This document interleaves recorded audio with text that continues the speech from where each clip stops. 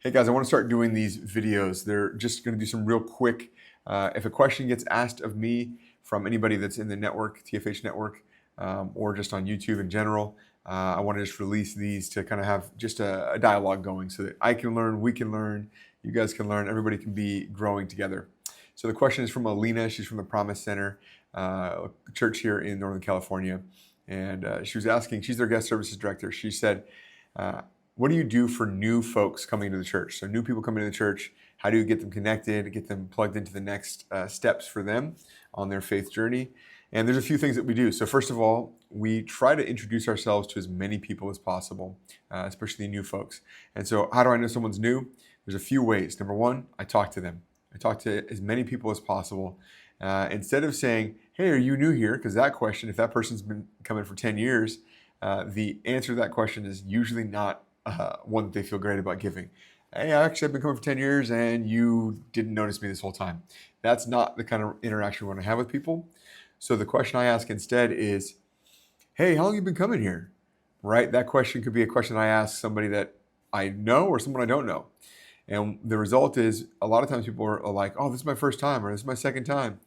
And then I get the chance to say, great, hey, let me show you to your seat. I want to walk you in, give you the red carpet, roll this out for you, and show you all the way to the best seat in the house. And then what I do is I walk them all the way up to the front and I sit them with someone that is someone we trust, that we know, that we love very, very well, that is usually a connector of people already. And what I do is I introduce this person. I say, hey, this is Jill. This is Jill's first time. And then I'm like, hey, this is Susie. Susie's been coming here for 10 years. She knows a lot of people. Yes, you just talk and get you connected with groups or anything like that. And then I head out, right? And then at the end of service, I will often come and check back in with that person, see how it went. And or I actually, now I have certain people that I hand people off to that they know that their job, not even people that are on my team, it's just people in general that are on Team Jesus, Team TFH, what have you. And they're just willing to do whatever it takes to get people plugged in. So now they just know that they're going to get them connected with our Connect team.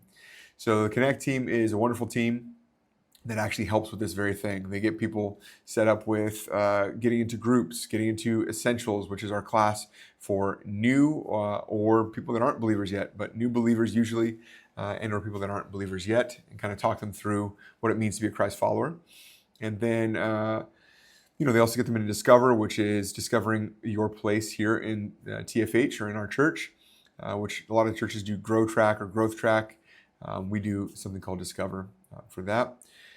And it's really helpful. So how do we get people plugged into Connect? Well, there's a big Connect tent. We talk about it in our announcements in between service, or in service, I'm sorry, between worship and the message. And then we also say during the salvation call, when people raise their hands, hey, you're going to see ushers. That's my team, ushers with these orange cards. And if you've just given your life to Jesus or need to connect with our team, please grab one of those Connect cards from one of the ushers. And then they do that, and then the ushers will tell them, hey, right out there, that's where the Connect tent is. And they'll take that orange card to an orange tent, and they will meet up with the Connect people. So really, really very simple, very clean, and helps to make the process as smooth as possible without losing people in the weeds. And so there are many things that we do. You can tell when someone's new by the look on their face. If they're like this, I can guarantee you they're new. They have no idea where they're going. If someone comes out from the auditorium and asks for the bathroom, I walk people to the bathroom. I don't just point, I walk them to the bathroom. That gives me a little bit of time to talk to them. If they don't know where the bathroom is, they probably have only been 1, 2, maybe 3 times. Almost everyone is going to know where the bathroom is if they've been more than once.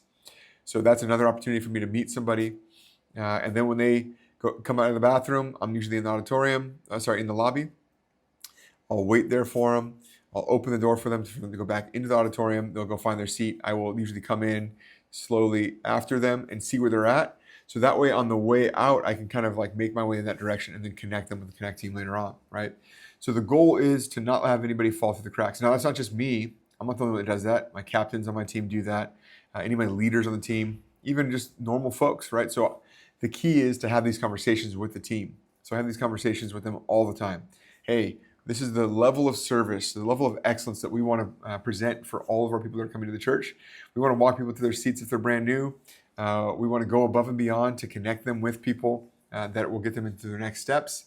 And so it's a team here. This is a symbiotic relationship. We need each other to help and make things smooth. And so I don't want anybody to fall through the cracks. So my whole team, we're all on board to do whatever it takes to get people connected.